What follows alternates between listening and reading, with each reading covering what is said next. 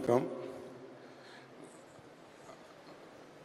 நான் இப்போ எல்லாத்தையும் பார்த்துட்டு இருந்தேன். விளையாட்டு வீரர்களுக்கு 3% கோட்டாவில் 178 பேருக்கு இன்னைக்கு ஆர்டர் கொடுக்க இருக்கிறாங்க. அதற்கு நம்ம முதல்வர் அவர்களுக்கும் துணை முதல்வர்களுக்கும் விளையாட்டு அமைச்சர்களுக்கும் முதல்ல நம்ம விளையாட்டு வீரர் சார்பாக ஒரு நன்றி கலந்த வாழ்த்தை தெரிவித்துக் கொள்கிறேன்.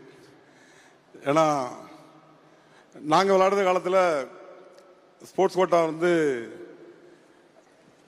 அதாவது ட்ரையல்ஸ் வச்சு தான் எடுப்பாங்க. இன்னைக்கு நீங்கள் நேஷனல்ஸ் வின் பண்ணிட்டு நேஷனல் கேம்ஸ் வின் பண்ணியிருந்தாலே உங்களுக்கு 3% கோட்டாவில் இன்னைக்கு வேலைவாய்ப்புகள் கிடைச்சிருக்கு. ரொம்ப மகிழ்ச்சியாக இருக்குது. தமிழக அரசு விளையாட்டுத்துறை இவ்வளோ சிறப்பாக கொண்டு போயிருக்கனாக்கி உண்மையிலே அது நம்ம விளையாட்டு வீரர்களுக்கு கொடுத்த பொற்காலமாக தான் இதை நான் நினைக்கிறேன். ஏன்னா நம்ம தமிழக அரசு சார்பாக அதாவது நம்ம எப்படிலாம் ஒரு கிராமப்புறத்தில் இந்த விளையாட்டு வீரர்கள் எப்படி முன்னுக்கு வரணும்னு சொல்லிட்டு இன்டர்நேஷனல் லெவலில் 2022 செஸ் ஒலிம்பியாட் நடத்தினாங்க, hockey tournament, international hockey tournament நடத்தினாங்க, இப்போ ஜூனியர் ஹாக்கி டோர்னமெண்ட் நடத்தினாங்க.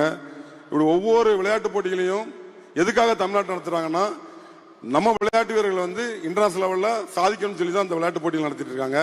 உண்மையிலே அதற்கு நம்ம முதல்வர் அவர்களுக்கும் துணை முதல்வருக்கும் எனது சார்பாக நன்றியை தெரிவித்துக்கிறேன். ஏன்னா இன்னைக்கு பைசன் திரைப்படம் மூலமாக தான் என்னைய தம்பி மாரி செல்வராஜ் மூலமாக இன்னைக்கு வெளியே வந்திருக்கோம்னா 30 வருடங்களுக்கு முன்னாடி நாங்கள் பட்ட கஷ்டங்களுக்கு இன்னைக்கு இந்த மேடை எனக்கு கிடைச்சிருக்கு. உண்மையிலே அதற்கு துணை முதல்வர்களுக்கு விளையாட்டு அமைச்சருக்கு முதல்ல நான் நன்றி செலுத்துகிறேன். ஏன்னா அவங்க தான்